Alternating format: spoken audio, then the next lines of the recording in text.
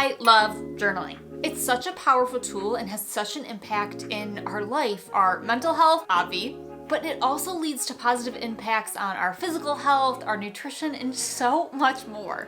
While I love journaling now and I do it every single morning as part of my morning routine, it did not start out that way. It was honestly like pulling teeth to get me to do this consistently. It was hard for me to start despite knowing all of these positive benefits of it. But like I said, I found a way to fall in love with it, and now I do it every single day. I crave it. I honestly feel strange if I don't do it. So in this video, I really want to share my journaling for beginners tips and how you can get started doing the same and why you should. You can get to the point where you stick with it.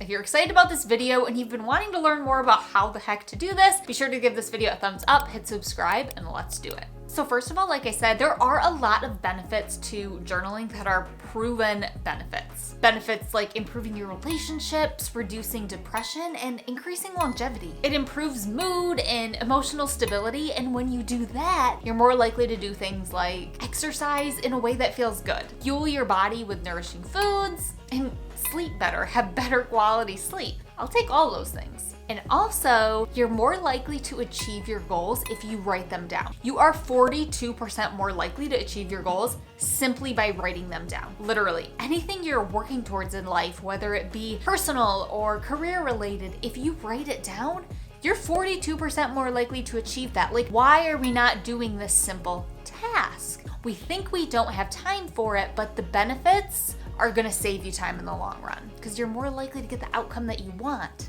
faster. One thing that I also really think is a benefit is it really helps you to process your emotions. Now, this is key for just life in general, but especially if you struggle with food and body image. One phrase that I heard, I think it was Brene Brown say, don't rehearse tragedy. Now, I think this is something that we do a lot. If I eat that cupcake, this is what's gonna happen.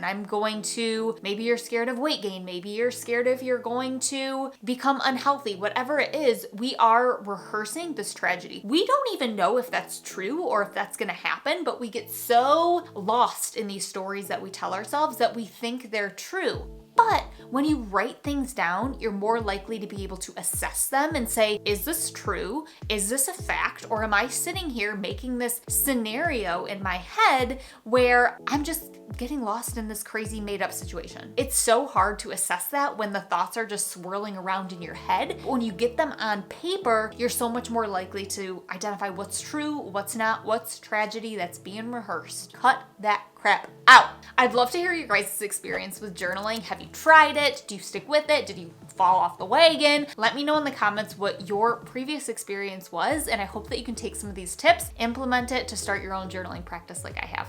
Okay, so now let's get into those journaling tips for beginners so that you can start doing this too. And by the way, these tips have not only worked for me, but I now teach them in my membership, the society, and girlfriends every day are saying how much they love journaling too. So these are not just things that have worked for me, these are things that are proven and that, like I said, have worked for so many other girlfriends too.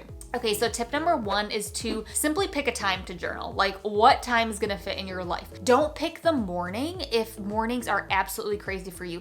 That's when I do it, but if you are not a morning person or you would be more able to carve out even 5 minutes of your day after lunch or in the evening, do what works for you. And just because you pick one time to try doesn't mean that it has to be that time every day. It doesn't mean that you have to stick to that time forever. I do recommend trying to stick to kind of the same time every day just because you're more likely to make it be part of your routine if you do that, but don't get upset with yourself if one day you can't do it during lunch and that's when you usually do it. Or don't get upset with yourself if one thing changes in your life, maybe a schedule, maybe, so many things happen that you aren't able to do it at that previous time that you were. Allow yourself to be flexible, but right now just think of one time that you'd be able to do this in the day that's feasible for you. Like I said, even 5 minutes, I don't spend a ton of time on it, but just carve out a little bit of time. And like I said, you can even set a timer for 3 minutes if you need to prove yourself, I can just set these couple minutes aside. The second thing to do is to actually get a smaller journal. So my favorite journal that I've been writing in for the past it's got to be like 3 or 4 months now, is a small journal. So rather than giving yourself this giant sheet of paper to write on, pare it down, because I don't know about you, but I'm totally a type A person where if I start a page, I want to finish it. And then it just sets me up for having to spend like half an hour filling out these giant pages. And sometimes I just cap it at that one page. I usually just do one page in the morning and boom, you're done. Make it bite-sized chunks, make it realistic. So that was just a simple tip for me that really worked, was getting a freaking smaller journal. Number 3 is to use a prompt. You don't always have to just wing it off the top of your head. You can start with a prompt. So I have a blog post that has over 40 different prompts for mind and body. So I'll link to that in the description below. You can take one of those prompts if you're like, that's how I was when I started. I was like, I don't freaking know what I'm gonna write about. So start with a prompt, and then as you go, you're gonna develop your own voice in the things that are most helpful for you. Some of the other things I do is I'll just write down, okay, what do I have on my list to do today? And how do I feel about that? You can have those kind of like go-to things. It doesn't always have to be this groundbreaking thing. Sometimes I literally just run through what I did yesterday, or what I liked about yesterday, or what I'm gonna do today, what's stressing me out today, or I literally, like I said, just say, this is what I'm doing today. And it's helpful for me to get that out of my head, see it on paper. It doesn't always have to be like you're writing a New York Times bestseller every morning.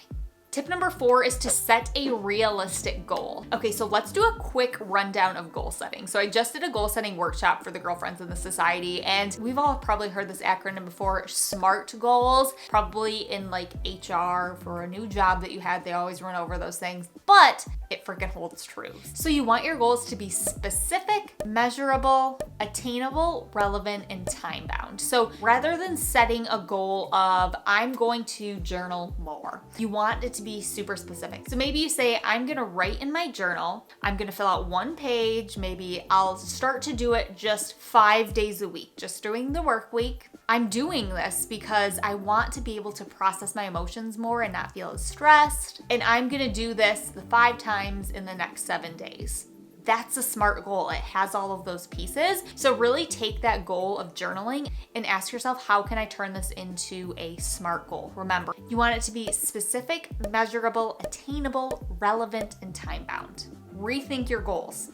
And the 5th tip I have for you is to make it an experiment. So just observe what happens when you start journaling. Don't put these ideas in your head or these expectations of what's gonna happen. Just observe and ask yourself, does this feel good to me? Do I notice an impact on my emotions, on my mood, and my ability to handle my stress? I always say I never want someone to take up like journaling or meditation or anything like that, things that I do, because you think that you should. I want you to do it because you want to and you notice a benefit. I don't want anyone to do anything because they're told. I want them to have that internal motivation, not because you think you're doing something because you're being quote unquote good. So go in with an open mind. I don't know what's gonna happen. I'm just gonna observe. And above all, tip number 6 here, a little bonus one, do not give up. Like I said, it took me a really long time to be able to journal in a way where I did it consistently. I cannot tell you how many times I strolled through the aisles of Target, picked up the cutest journal that I could find, only to fill it out for like 7 days, and a week later I was like, I can't do this anymore, I don't have time for it.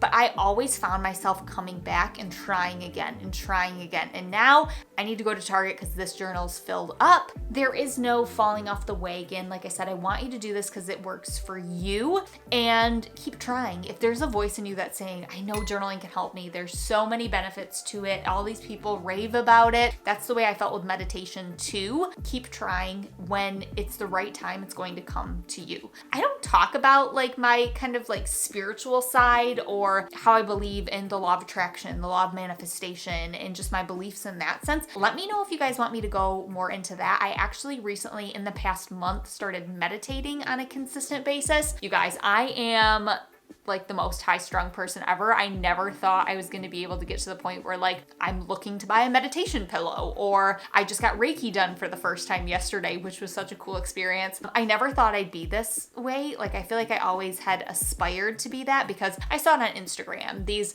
pictures with the plant walls and these very dreamy scenes with all the candles. And I mean, they just look so zen, and I'm just not zen. Like, you guys can probably get that from me. Like, I'm super bubbly, upbeat, high strung, and I'm just not a zen person. Like, I felt like there's this very much so like stereotype of what it is to be in touch with your emotions and to meditate and to be zen. I mean, I'm just so real about it. So let me know if you want to know more about kind of that spiritual side of things. And I do believe that it all ties together.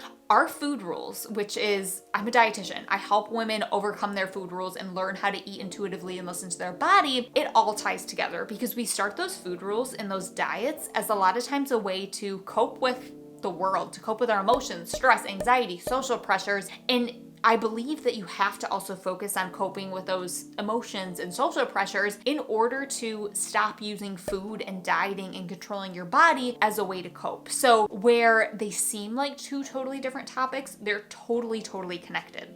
Like I said, I haven't really dove into kind of more of the lifestyle aspects of it. Let me know if you want to see more videos on that. I think it's fascinating.